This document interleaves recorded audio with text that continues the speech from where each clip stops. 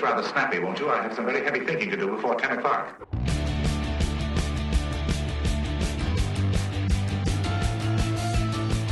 Hey, welcome to another episode of Get It Right Texoma with the trio, Mike Hendren, Terry McAdams, Trey Serrala. We are thrilled to have you with us. We get together here to inform you, entertain you, educate you even. And sometimes. hopefully delight you. Oh, yes, delight. I like that word, delight. I don't know if anybody would look at any one of us and associate the word delight, No, but anyway. yeah, I would. Well, Terry maybe, but me or you, I don't know. You got that suave hair. He's got the best hair of the trio, right? By the way, how young? Because you're not that old. When did you start going gray? How old were you when you? Oh gosh, were you an early gray guy? yeah. You seem across like probably 30s. Yeah. I have to look back a little bit. you just seem like one of those guys who went gray young. Yeah, my mom, same thing, Yeah. and my whole family on her side were early grayers, I guess. Yeah, I don't know. Trying to remember when of course, I've got more gray in my goatee than I do. That's how I am too. Yeah, in my hair, but my hair started thinning out probably 10 years ago. yeah. My son, God love him, but he got to where he just started shaving his head. Yeah. He's like, I'm not going to mess with this. Sometimes that happens. He just started taking a razor to it, And a couple of Christmases ago, we bought him this really cool razor. You kind of hold it in your hand like this, and you just rub it over your head. Yeah. And he thought that was the greatest thing in the world. You got a skull shaver, or Skull shaver. Great. Love it. It turned. He really. He was. It was like I thought he was going to cry on me or something. I swear he loved it so much. Anyway, no, he's a good kid. He just got married. In fact, Yes, absolutely. that's Yeah. we just had that. So. cool. Anyway, life changes, man. We got a lot to talk about here. And before we get started, though, do visit our website, getitrighttexoma.com. Also, check us out on Facebook. Obviously, just look for Get It Right Texoma on Facebook. Easy to find. And if you have not subscribed to our YouTube channel yet, please do that as well. Obviously, if you're watching us, you're on YouTube. So go ahead and take the time to click on the subscribe button. Because not only do we drop episodes on there, we have shorts and stuff like that. Oh, yeah. So interesting little tidbits of episodes. So in Yeah. case you don't have time to watch a whole episode, but you want to see something that may entertain you or inform you or something like that, Yeah. little shorts that are like usually less than a minute long. Yeah. So, if you can't stand 30 minutes or more, maybe you can stand 2. There you go. Anyway, let's get on with it here because we got a lot to talk about. This is going to be a busy show. Electricritters coming up November the 29th through December the 21st, Friday and Saturday nights each week from 6:30 to 8:30. At Riverbend Nature Center. Yep. And this is an event they've been doing for a long time. I don't know how many years they've been doing this. Lots and lots of lights, lots Yeah. and lots of animatronics and stuff like that. It's really cool. Yeah, so basically you walk their trails, and they have all this stuff set up. It's really cool. And you can go to their website. If you just look for Riverbend Nature, just Google Riverbend Nature Center, and you'll find their website. And by the way, get involved. If you've never been to Riverbend Nature Center, it's a great place to go. Oh, it is. Just to check out, not even during Electricritters, but just go on a Saturday or Sunday or something like that.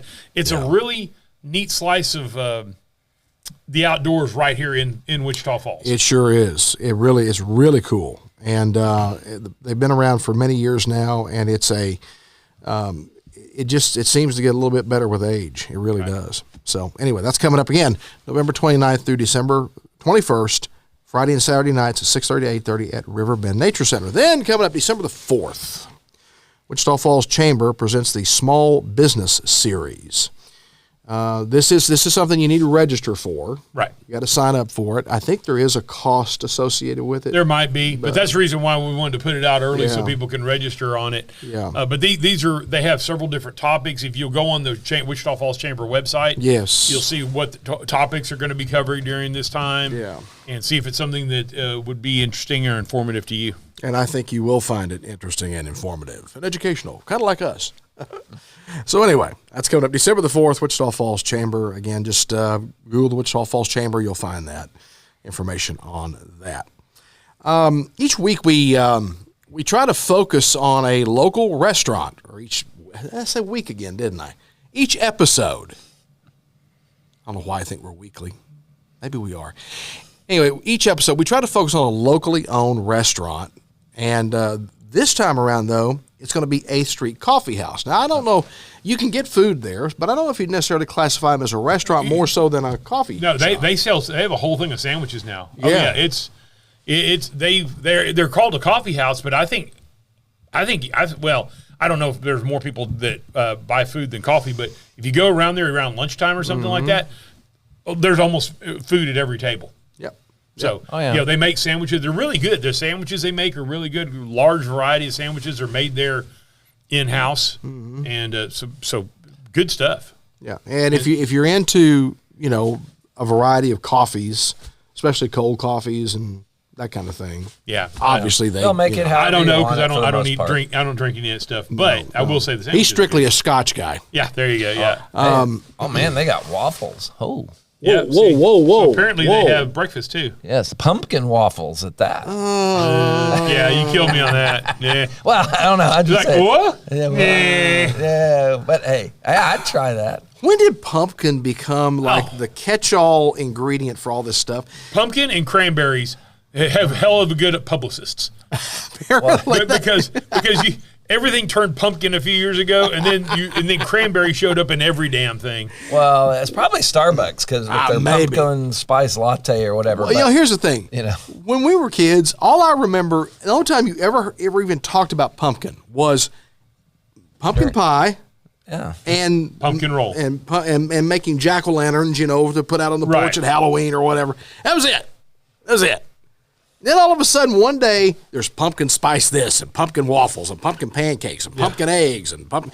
You know, Like I said, Okay. the National Pumpkin Institute had a hell of a press secretary there. Well, when you start serving pumpkin pork chops, we got a problem. There you go. well, how about praline pecan French toast with sounds bacon or sausage? That looks good. That- anyhow, Yeah. 8th Street Coffee House. They're on the corner of 8th and because they've moved. They're across from the chamber, the Hamilton building, right across the So street. it'd be like 8th and Lamar. 8th and Lamar. Yeah, I'm pretty sure it's 8th and Lamar. Yeah, Okay. They were on 8th in Indiana at one time. Right. Moved up and the they street. moved down. That was where they were originally. Yeah. Basically, it's where not Wells Fargo, where a Fidelity Bank used to have a bank down there. Yeah. And they've Right across from the chamber. Right. And they little but place. I think they still utilize the drive-through for Right. service. Yeah. there. There's a corner there, but it's nice, and it is a neat place. It's a nice place to sit downtown.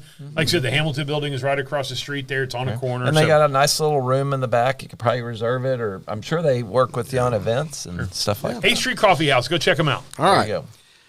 Well, Okay, we're done. Is that it? Was there anything else? Nah. Yeah. it goes without saying Slow news week, huh? that there was an election. What? A little election. Let me tell you. Let me tell you. Be careful how you say that, Terry. So, I will say though, I'm glad it's over, for the most part. We'll talk about one. But the national election, I am so sick to the back teeth on this damn national election. Were stuff. your phones hammered with text messages? Yeah, yesterday or the day before. I mean- yeah, Tuesday. Seriously, I was getting like 2 and 3 a day. You know, Oh, you mean talking about people? To go out and vote and stuff. Either You know go on what? I got fundraising? very little of that. I Oh, knew man. that a lot of people did. I got very little. I don't know. I must be off somebody's radar. Somehow I ended up on a list somewhere, I guess. I got was them getting too. 2 and 3 a day. Yeah. Mostly fundraising text messages. Right, from Kamala Harris because they identified you as a Harris supporter. You got identify as a. Yeah. I got a friend who kept getting Colin Allred messages. Which, by the way, well, we'll go in order here. Okay, so let's start with the local stuff because there's a few of these things to get into. Wichita Falls City Council race. I guess these are the winners. The here. winners, yeah. So Whitney Flack, District 1. By the way, Whitney Flack's family, she's David and Flack is her father-in-law, and Allison Flack is her mother-in-law. David and Allison both, and David's father also all served on the Wichita Falls ISD Board of Trustees. Right. So the Flacks have a large, the Flack family has a long history of public service in Wichita Falls. It's a really good family, and I'm sure Whitney's going to do a great job. And real quick, I don't want to be disparaging, but I almost have to say this. Her opponent almost tied him. I think he got 6 votes. Really? So I didn't even run, and I almost tied the guy. I don't even know who it was. Yeah, I don't either. That was a shellacking. Yeah, it was. Robert Brooks wins in District 2. Robert Brooks, father of Talia Brooks, our Olympian from Wichita Falls. Okay, all right. Who was recently at the Olympics. And then we had the at-large seat, which at-large counselor basically represents everyone in the city. Yeah, it doesn't mean it's a big dude. It could be a little guy. It Or could, a woman or something. Yeah. And one of them is quite slender. Anyway, it's gone to a runoff now. There were 3 or 4 candidates. There were 3 candidates. 3 candidates. Former counselor Larry Nelson from District 2, who obviously gave up his seat to run at the at-large, Austin Cobb and Sam Pack, which we've had Austin Cobb and Sam Pack both on. Would have had Larry on, but he never contacted us. See. So I'm just going to tell you right We now. had both of them on. And Being on this show benefits you.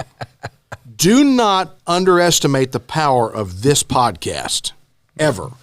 It's a runoff now between Sam and Austin. Right. And Sam did win by 162 votes. So if you don't think your vote counts, folks, Right. this is out of the whole entire city of Wichita Falls, because everybody who's a citizen of Wichita Falls was registered to vote, was able to vote for the city council position because it wasn't a district position. Right.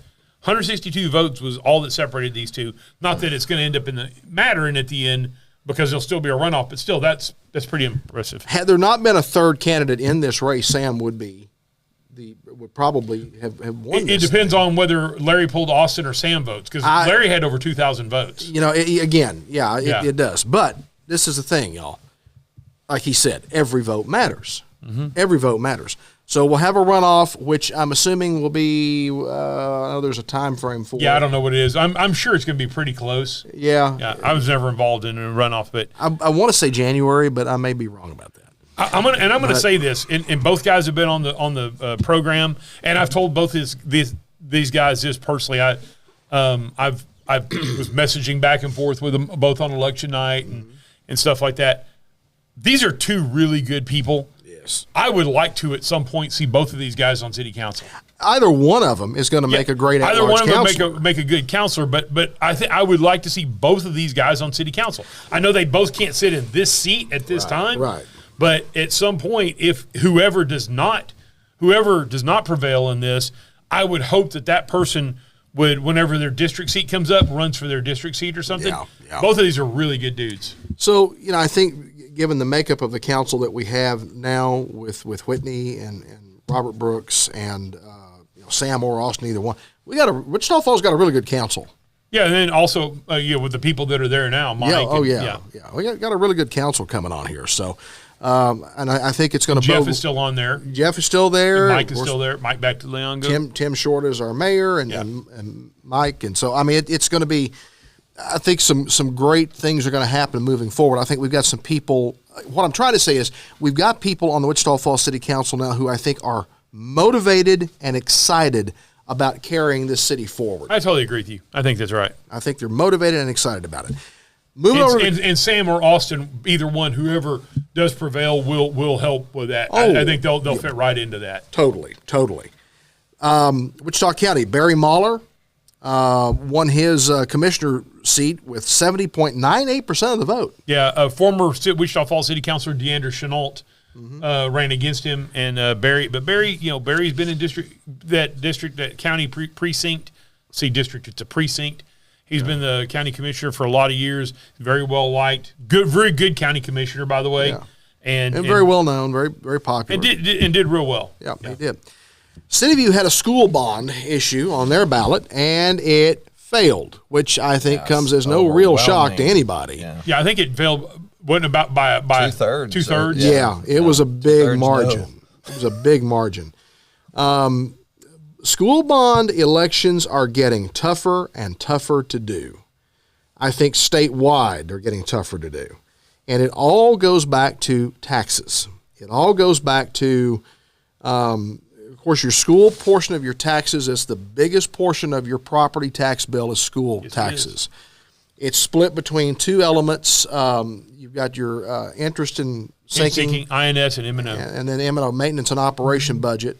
And by law, those have to be separated out. Right. And so, when you do these bond issues, whatever that tax is that's going to be applied to pay a bond, and I almost wish we'd get away from using the word bond. All a bond is a dadgum loan. Yeah, that's right. It's It's the borrowing district- money. It's the district, the government entity. Could be a school district, could be a county, could be a city, Right, whatever. right. It's the government entity ability to borrow money. Right. They're selling bonds. They're not going to the bank and borrowing money. They didn't go show up to see Mr. Drysdale. Right. That's yeah. an old reference if you got that one. man. Mr. Drysdale at the bank. To get a loan, they go out to the taxpayer or to the general public and say, we'd like to sell bonds. Yeah. And then the public buys those bonds, and that money goes into the school district. The school district, that's how they get the money. And then over time, the school district pays those bonds back with a certain percent of interest. All right. The fact of the matter is, if you're going to do a construction project, build a new school, remodel multiple facilities. Now, City View is a small district. Within the city of Wichita Falls, Right. they have the high school, junior high school combined Right. in one facility, and then the elementary school up the street, Right. which has been there since probably the 1930s. Well, that's what or they wanted 40s. to do Probably is build a 50s new. or 60s. Yeah, they wanted to current. build a new elementary school according to their website, Right. and it was going to be depending on the value of your house between $45 a year increase up to $270 an increase. Right. And that's up for a house between $125,000 and $250,000 and Which $250,000 in value. Which So- probably is the top of the end. I mean, there may be some houses that are over Right. 250 on City View, but There's a few. Probably not very many. Right. And there's probably not a lot of houses that are under the 100 and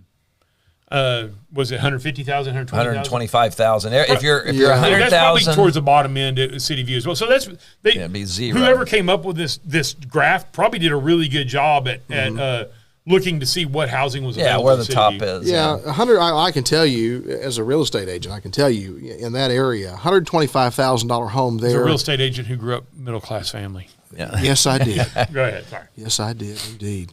$125,000 home there is basically it's a rental property. It's an investment property. Most of those homes that fall in that $125,000 to $150,000 range are purchased by individuals who are then turning around.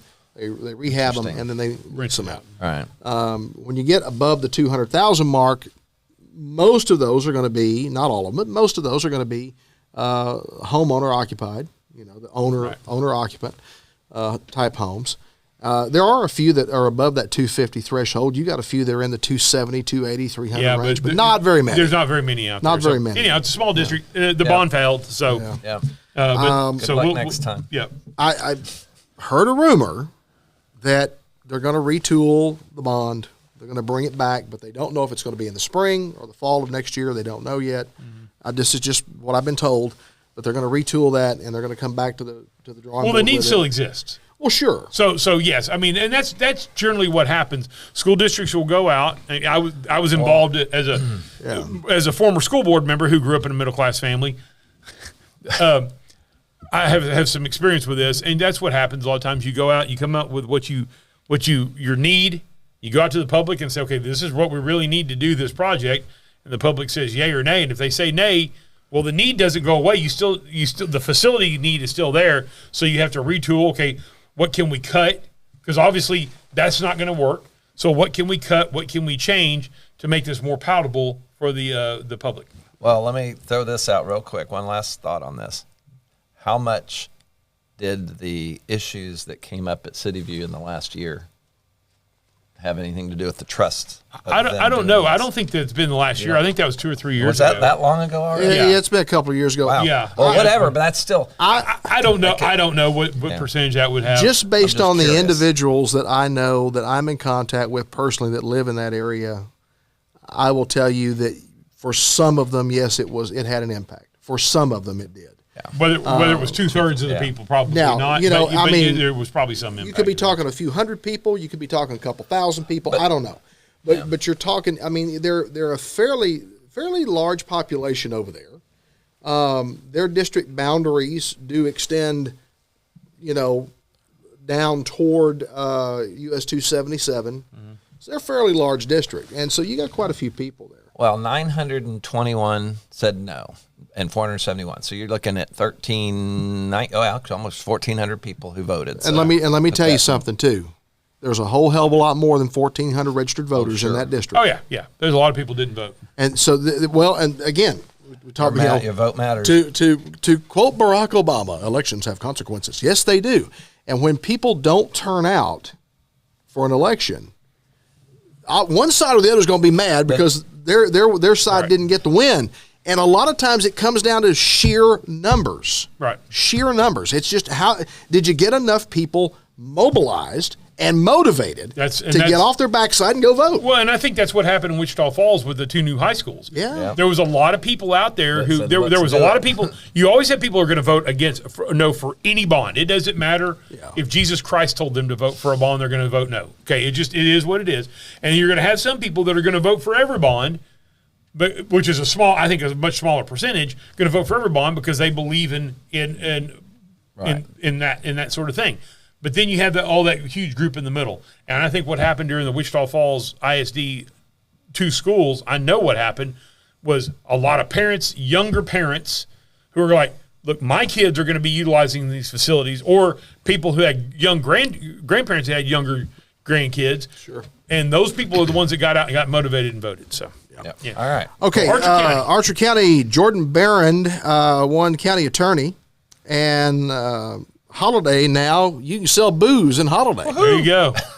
Which, by the way, to me, that is a strange holdout in 2024. Oh, very much. To not be able to sell alcohol. Well, remember Henrietta, or not Henrietta, but Clay County was dry for quite a long time. Finally, and guess what? The Kamales in at Jolly Truck Stop actually pushed to get this going, and it came, and boom. This is the other thing that's always struck me as so strange. A liquor store cannot be open on Sunday in Texas. Blue laws. And you must close by 9 p.m. Monday through Saturday. Yep. But I can go to a bar 7 nights a week and get hammered till 2 in the morning. Or at 9 o'clock in the morning. You don't have to go at night. You can go in the morning, Yeah. I mean, I used to work with a group of people long time ago that would, there was a little bar over off of Caulfield in that area somewhere. I can't remember what it was now. And they would, we worked overnights at I'll tell you what, we work at Walmart, overnights unloading trucks. I worked there for a short time doing that years and years ago, and I never went along with them because I may not have even been old enough to drink at that point. May not have been 21 yet, but they would leave there they get off at 7 in the morning. They'd go over to IHOP and have breakfast, and then they'd go to this bar at about 9 o'clock and sit over and drink beer until lunchtime. Yeah. But I can't go to a liquor store on Sunday afternoon after church and get a bottle of something and go back to my house. Well, and I'm not complaining about this, but I can't be open on Sundays and Saturdays. Right. I have to be closed one day a week. Yes. Right. But it could be, you could be closed on Saturday and be open on Sunday. That's what I just said. Right. I can't be closed on. I can't be open Saturday and Sunday. You can't operate 7 days a week. But is that you can't even but you can't. You have to be closed on Saturday or Sunday as well. Right. It's not just 7 days a week. Right. You can't say I'm going to close on Tuesday and Wednesday, or Thursday and Wednesday. No, you have to be closed at least Sunday or at least Saturday. But historically, isn't that the Automobile Dealers Association in Texas that really kind of either got that on the books for the law? No. I had correct. They fought it. The Automobile Dealers Association been fighting it. Well, would you? If you're a car lot, would you rather be open 7 days a week? I don't know. Like I said, I had looked at it, and I'll look it up again. I don't want to be open 7 days a week, to be honest with you. But car dealership choice, sure. And CarMax, I believe it's CarMax, is one of the big people. One of the big nationwide companies that has automobile dealerships in Texas. They fought this for. I think it was they fought it in the courts about 5 years ago, and they stayed open on Sundays. And they ended up having to pay, they lost in courts that was upheld. They ended up having to pay, I forgot the amount of money. It was an enormous amount of money in fines because they had to go back and pay all the fines for that and all the taxes. Okay, proof that Google reads our minds. I typed, why are car dealer... and it finished closed on Sunday and said closed on Sunday. Well, it's an old thing of the blue laws because used to be department stores couldn't be open on Sundays. Yeah. The only place or Saturdays and Sundays. The only place at Wichita Falls was Treasure City. Yes. That was open on Sundays, and it was owned by Jewish people, is what I heard. Yeah. Who went to synagogue on Saturdays. Saturday, right. Did they make a deal or something and got? No, what's the deal? You could be open on Saturday or Sunday. Oh, it was a choice. They were open on, but okay. everybody would close on Sundays. The malls would be closed on Sundays. You drive out by the mall or Kmart parking lot, and there'd be go-karts and all kinds of stuff out there because nobody was going to be there. Do y'all remember the first iteration of Chick-fil-A in Wichita Falls? Yeah, in the mall. It was in Sykes Center Mall. It was right They were outside closed. Penny's Court. They Yeah. were closed. And they've always closed on Sunday.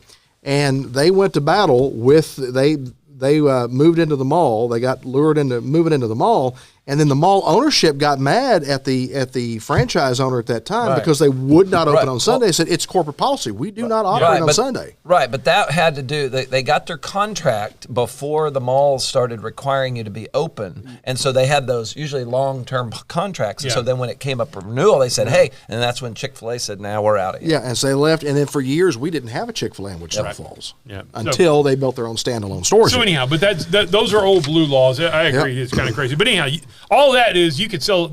They'll be able to sell alcohol in Holiday, Texas now. James Frank and David Spiller, both of whom, by the way, have been guests on this show. I'm just saying, former show, and they won handily. They won very handily. You're welcome. Might have not had nothing to do with they were both Republicans, and all they had to do was Democrat. No, it had everything to do with this show. There you go. And then Brett Hagenboo. Yes. Okay.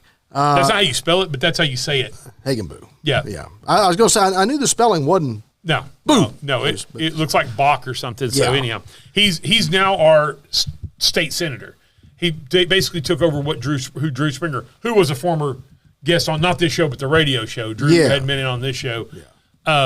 So Brett Hagenboo won against Jay Scarborough and another group of people to win the Republican primary in the spring. See, Drew was never a guest on this podcast.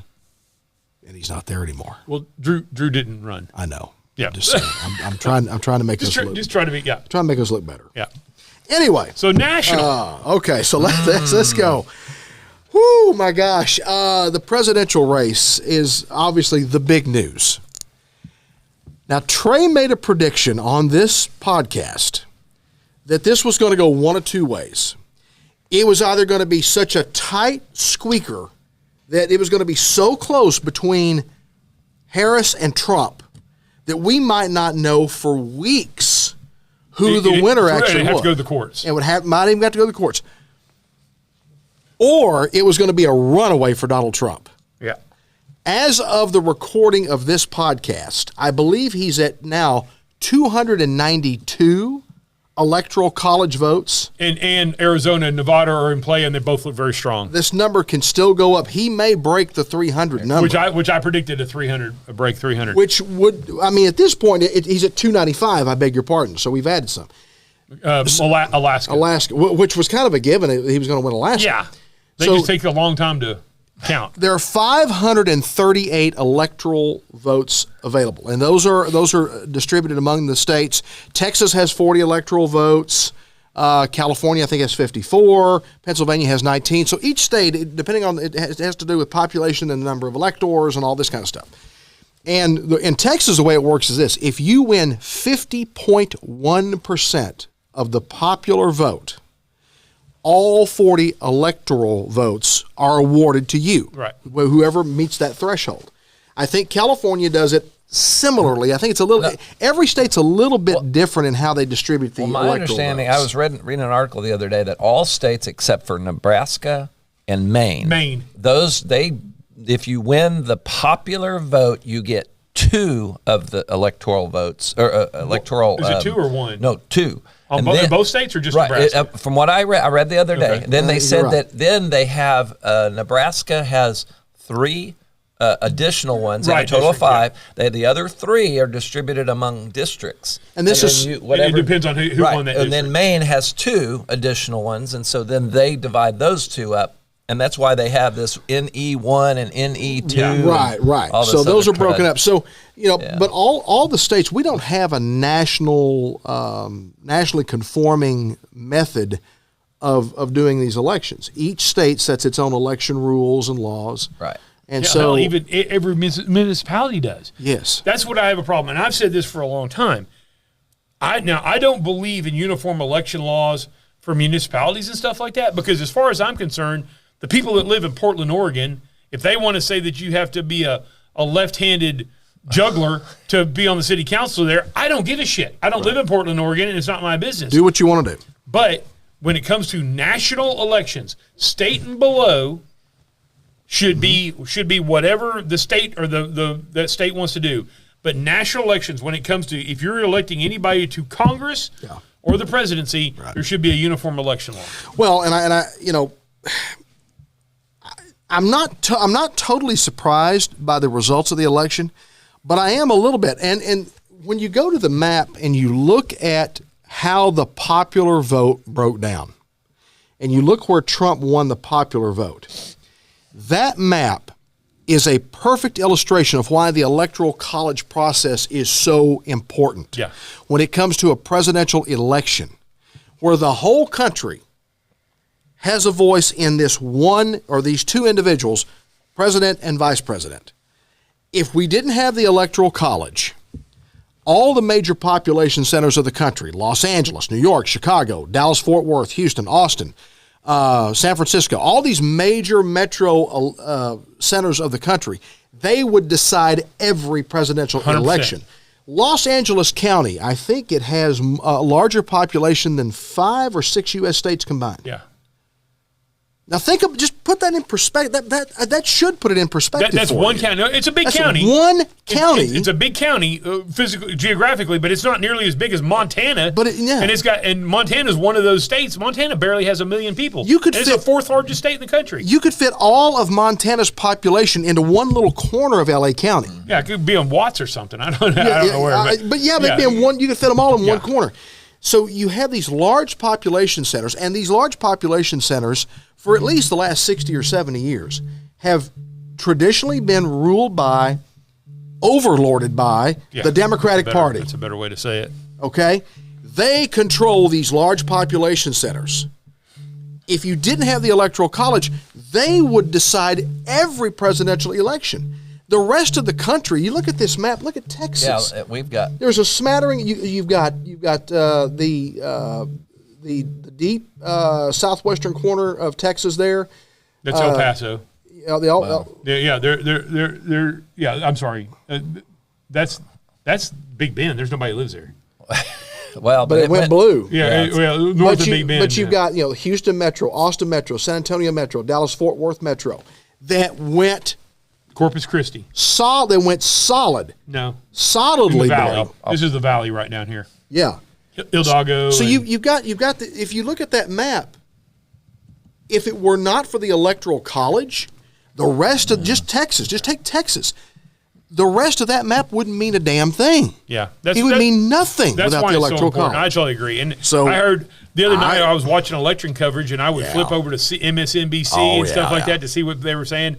And of course, when it looked like Harris was going to lose, this one guy came in, and of course, being the unbiased reporter, he said this horrible thing called the Electoral College. Look, let me tell you something, because I watched Fox News, I watched MSNBC. DNC. Oh, MSDNC. I watched them. I watched CNN. Yeah. I watched ABC, and I watched CBS. I watched all 5. I was mostly Fox, but flipping back and forth. Fox always had a Democrat on the panel, at least one, and generally two. Generally 2 Democrats on the panel. So if they had 8 people, generally 2 people were Democrats there. And I don't mean these are Democrats that are kind of Democrats. Harold Ford Jr. is a solid Democrat. Yes. Jessica Tarloff is a solid Democrat. Mm-hmm. So they had these real people. Juan Williams, which is he's crazy. He was pissed that night. I'm sick of Juan Williams. But then when you see like going to MSNBC, I think Claire McCaskill, who's a former senator, was on there, and they're beside themselves about this deal. Yeah. But anyhow, by the way, real quickly, I have correctly called every presidential election since 1992, the first one I was able to vote in, except for 2020. I was wrong in 2020. Now, I can easily, and I'm not going to make excuses. I can easily say, hey, it was a COVID.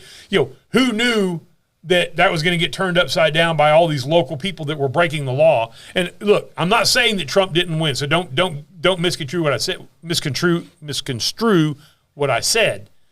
But these election officials did break the law by changing election laws unilaterally and not going through the process. That was a breaking of the law. So I was wrong about that presidential election. I did think Trump was going to win.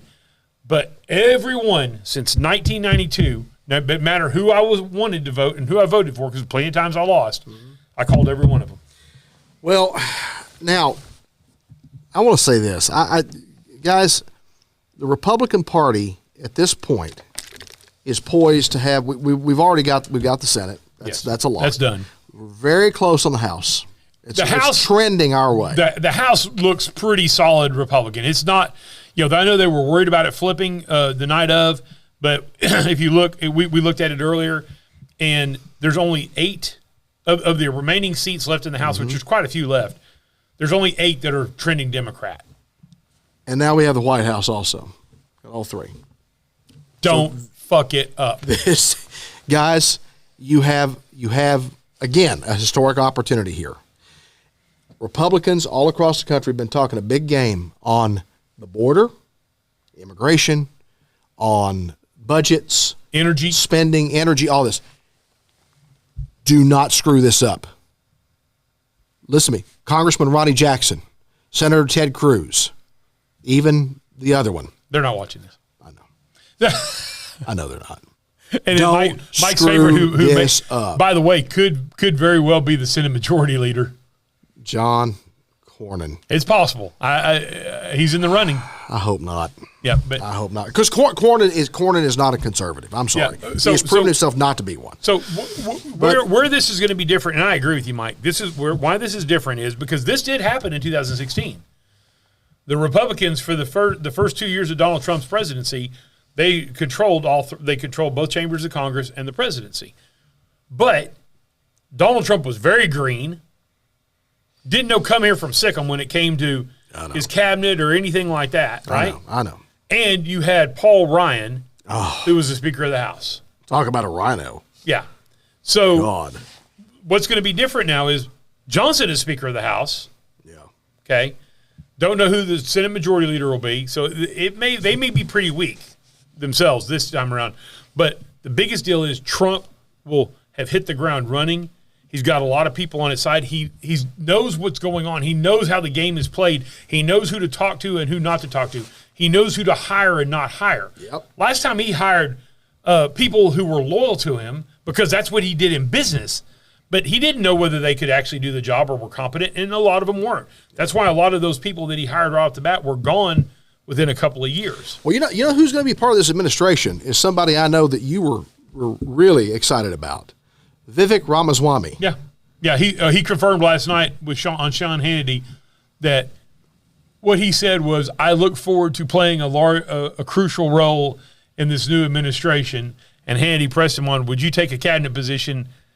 I look forward to, and he finally did answer, "Yes, I would if offered." Yeah. I think he's going to be involved. I'm happy about Robert Kennedy being involved. I really am. Yeah. Look, Robert Kennedy's a Democrat, but he's a traditional Democrat. Those guys, I could always work with traditional Democrats because they're more middle of the road type people. And Kennedy, I think, if he's going to focus on, the food supply and that sort of thing. That's his wheelhouse. Yeah. And he's right about a lot. All the crap that's been put in our processed food and overly processed foods and stuff like that, there needs to be some oversight on that. One of the things I've observed, especially in this election, particularly older voters who voted Democrat, and by older, I mean I'm talking 70-plus years of age, they're voting for Democrats not based on the current Democrat stances and policies and platform, but based on their memory of what Democrats were 50 years ago. Oh, yeah. I told my granddad one time he's still voting for FDR.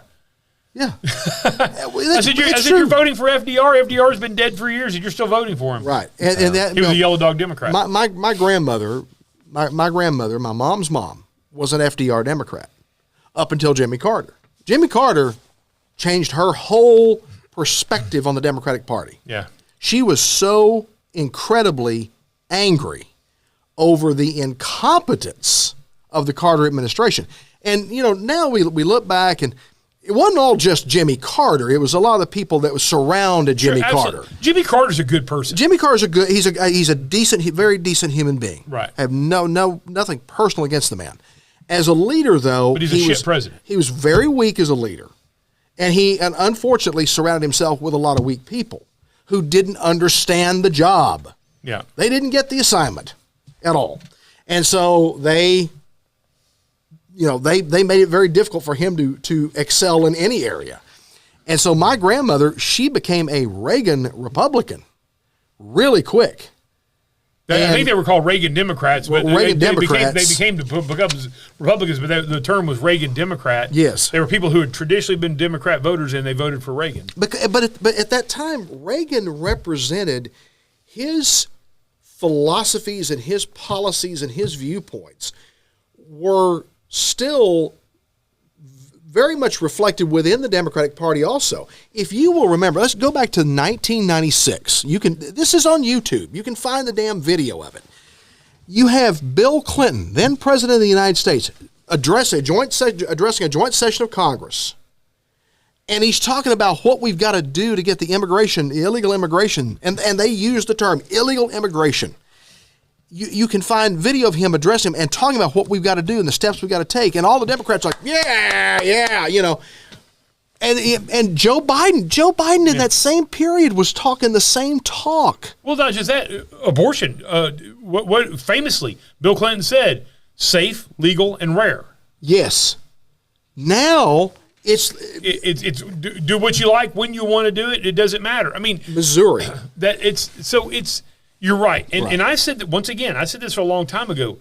Bill Clinton was not a leftist. Hillary Clinton is a leftist. His wife was. Yeah. Bill Clinton was not a leftist. He was a very conservative Democrat. He was a Democrat, and he still had those Democrat leanings, but he was on the conservative scale of the Democrats. More of a JFK kind of Democrat. Yeah, exactly. Than anything else. I'm telling you, what I've been telling people is, and I'm serious about this, give it a chance. Donald Trump's the president. It is what it is. You could scream and piss and moan and like it or not like it. It doesn't matter at this point. Donald Trump is the president. That's and right. I'm the same thing as I said when Joe Biden was president. And I said it on the radio with you guys. Yeah. I said, you know what? He's the president. I support him as the president. I want him to be successful. And I gave him the benefit of the doubt for about a year or ish until I started really seeing, and he started killing stuff right off the bat because he went after the industry or the energy industry, and he started stopping the border wall, and he started reversing all these policies. So it didn't take very long for me to sour on Joe Biden, but I didn't sour on him before he was elected president or before he was in office, and I didn't sour on him day one. I wanted to give the guy a chance.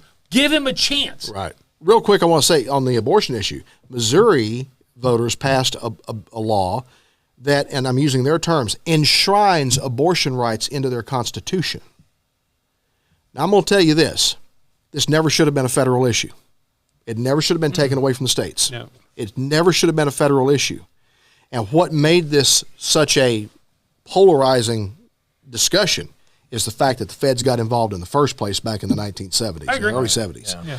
That's what made it such a polarizing debate. Well, also something to think about is that technically, if you really think about it, it's harder to deal with 50 different states. So it's really for the people who were fighting and wanted the Roe v. Wade to be reversed. It was certainly they don't. The movement doesn't want abortion, right? But they were focused on or wants it on a limited scale, right. But they were wanting it to be constitutional. Whatever laws there are, be constitutional about it and undoing. Of course, this wasn't a law. This was a Supreme Court decision, right? Which so it was a precedent. There. Right, it was a precedent. So it got reversed. Now it's actually more difficult, and it's a completely different game, if you will. They have to now deal with 50 different states, and in a way, you could. Of course, half full, half empty.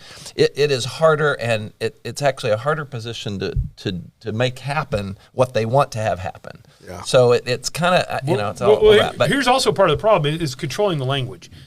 If you see it, reproductive rights. Yeah. No, so now we're not even using the word abortion anymore. No. So basically what we're doing is we're trying to whitewash what it is. Yeah. An abortion is the killing of a baby. Let's just call it what it is. Right. Whether you're for it or against it or okay with it or on whatever, wherever you fall on the spectrum from being whenever you want, no matter, if it's up to birth to the hardline people of no abortion under any circumstances, no matter what. And everybody's in between there, right? Okay, so no matter where you fall, the fact is it is killing of a human being, a potential human being. Yeah. Okay?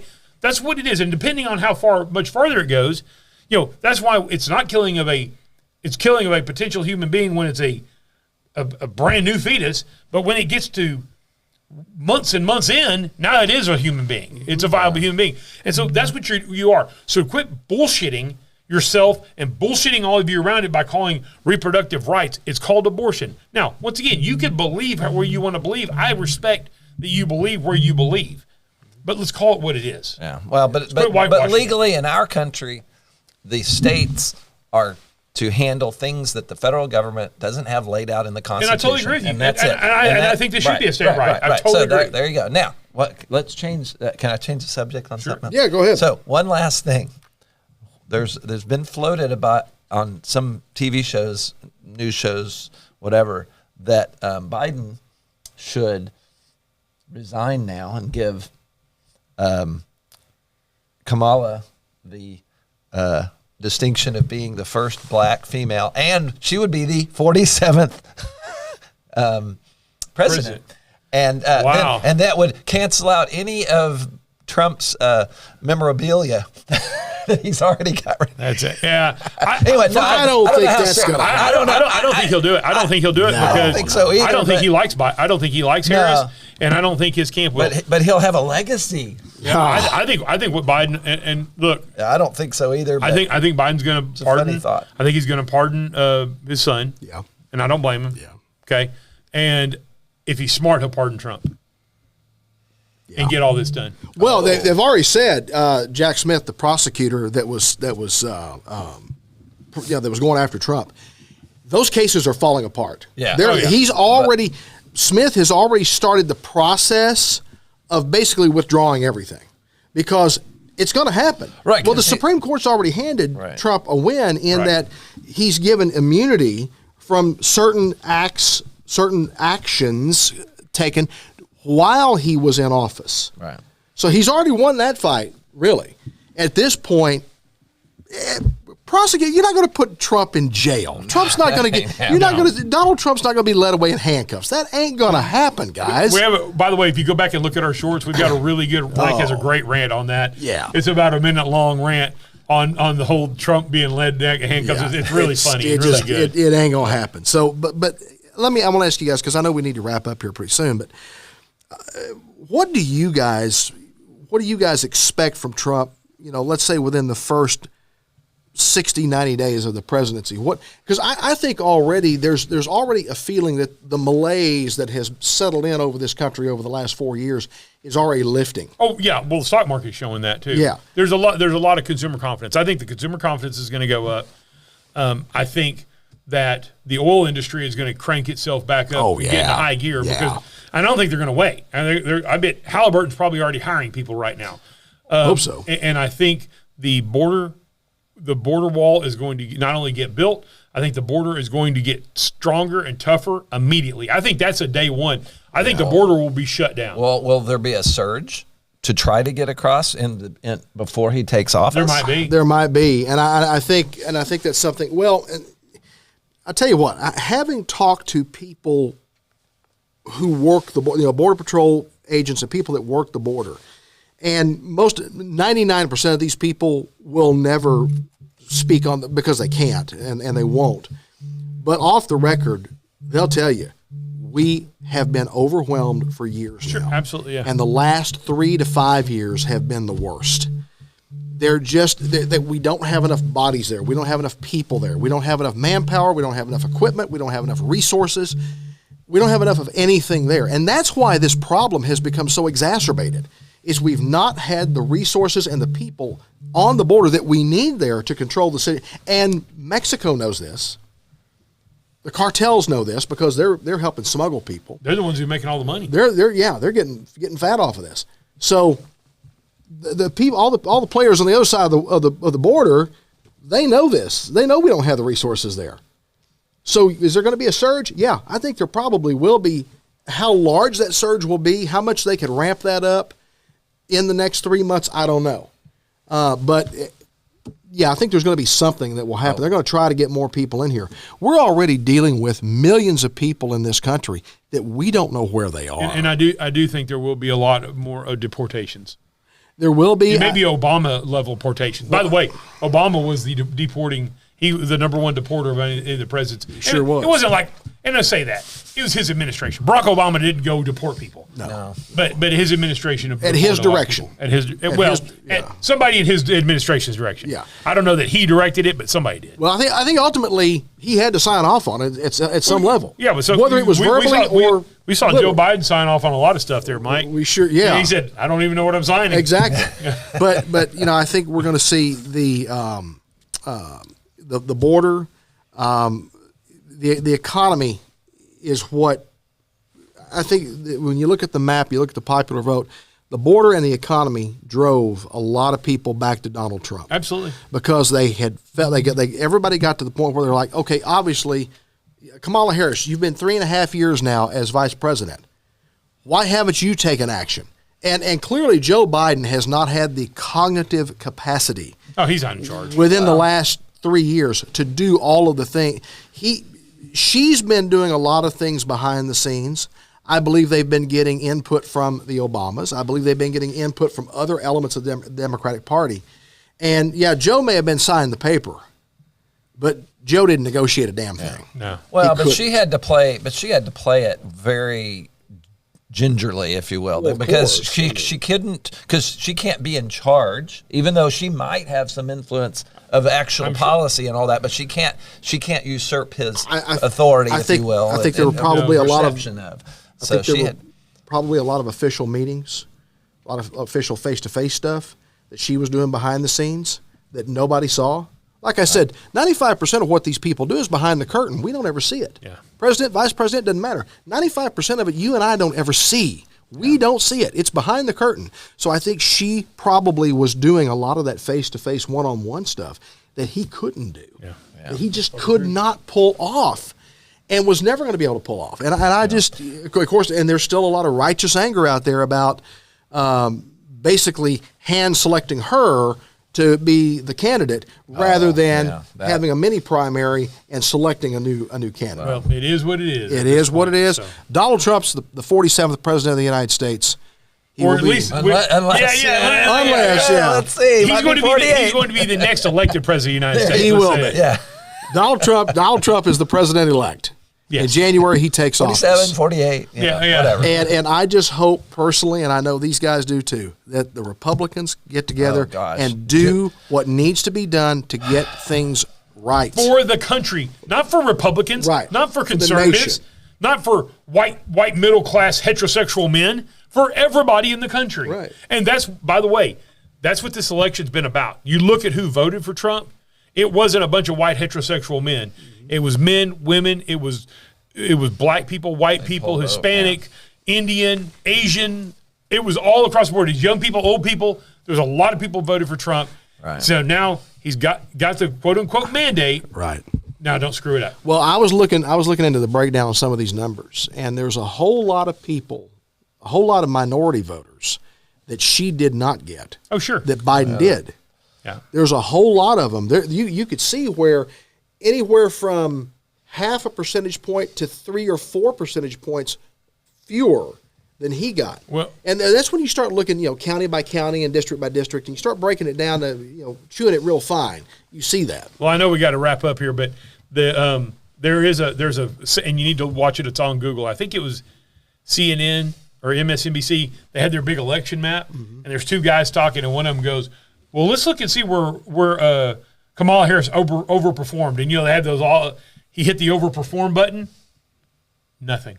Right. Not one county in the entire country. Because in fact, he goes, because there's nothing over here. It was all blank. And he goes, move that over to the side that they slid the thing over. And not one county. He said, nothing? No. And so she didn't overperform it anywhere in their estimation. I was watching NBC News coverage, and I noticed, and guys, come on. What broadcast school are you pulling these people out of? Yeah. Really. But I noticed that they were very reluctant to use the term underperforming when talking about her. But they made heavy use of the term overperforming when they were talking about Trump. Yeah. And the emphasis was basically their tone and their emphasis and such was to say that why is he over? We don't understand why he's overperforming. He shouldn't be overperforming here. But that was the facts. Yeah. It was what it was. So, guys, and we'll have a lot more to talk about on this going forward. Yeah, and I think Russell Schreiber is going to be on with us next week. Oh, good. Okay. Well, Russell Schreiber is we have the Public Works Director for the City of Wichita Falls. And we have two guests next week. We have Russell Schreiber one day, and then Jim Koulivatos, who's the Clay County Memorial Hospital CEO, is going to come and talk about Medicare. Oh, okay. And pretty important because the Medicare sign-up is about to happen. Yeah. And, I know our listener base is pretty diverse, but it's not just the people that are on Medicare. You got people like me who my mother is on obviously Medicare age and stuff like that. Well, my mother's making all of her decisions and things like that, but I'm kind of her advisor. My dad's gone now, and I'm an only child. Right. So she's leaning on you very heavily for advice and opinions. Or she's bouncing things off of me. Yeah, I don't want to make it sound like my mother's making her own decisions and takes care of all that. But she does bounce things off of me because I'm the one who's left to do it. She, most of her, some of her brother and sisters are now dead. Brothers and sisters. She does have a few, but they don't live here close. Right. But that's not unusual. You get to a point, people who get in their late 70s and early 80s and mid 80s, they'll find out where their partner, their longtime wife or husband dies, and they don't have anybody to bounce stuff off of anymore. So it's usually one of the kids that steps up. So anyhow, check that one out as well. And that's a process now. It's complicated. There's a lot to it. There's so much information you got to absorb. Well, there's also a lot of bullshit out there too. There is. And this is a nice thing. Jim's going to cut through the bullshit. And the thing is, he's not selling anything. He has nothing to sell. He's not an insurance agent. He's nothing. He's just a person who's in the know and knows what happens, but he has nothing to sell, nothing to gain from it. He's not advocating for any particular element. He's going to tell us the facts. Yeah. Just the facts, ma'am. There you go. All right. Anyway, guys, thank you for joining us. We appreciate you being here with us on this episode of Get It Right Texoma. It is brought to you by Eddie Hills Fun Cycles at 401 North Scott in downtown Wichita Falls since 1966. Get them online at eddiehillsfuncycles.com. MacTech Solutions, 4020 Ray Road, Suite 3B in Wichita Falls. Your only place you need to be. If you need service for your Apple product, this is where you come. If you need to purchase an Apple product, the only thing they don't sell the iPhone and they don't sell the goggles. Yeah. That's it. Outside of that, every other Apple product you could possibly want, you can buy right here at MacTech Solutions, 4020 Ray Road, Suite 3B, mactech-solutions.com. And also by Lolly and Pop Sweet Shop, your online bakery with great cookies, homemade pies, pecan pies, coconut pies, chocolate meringue pies, brownies, pralines, and a whole host of other things too. I'm expecting. I know. We need to do another taste test. I know. We need to get. We got a couple new things we're working on. We need to be the guinea pigs here. Yes, we'll test it out on them. Lolly and Pop's Sweet Shop, online, lpsweet.com, and on Facebook, Lolly and Pop's Sweet Shop, Lollie, Lolly and Pop's Sweet Shop. Again, visit our website, GetItRightTexoma.com, and our Facebook page, and be sure to hit the subscribe button on the YouTube page the as little well. bell thing, so you're notified too. Apparently, that's important too. Yeah, that way you get the notifications. Yeah. When the new episodes drop, you know. That's right. So anyway, again, thank you for joining us. We appreciate it very much. Take care, everybody. We'll see you down the road.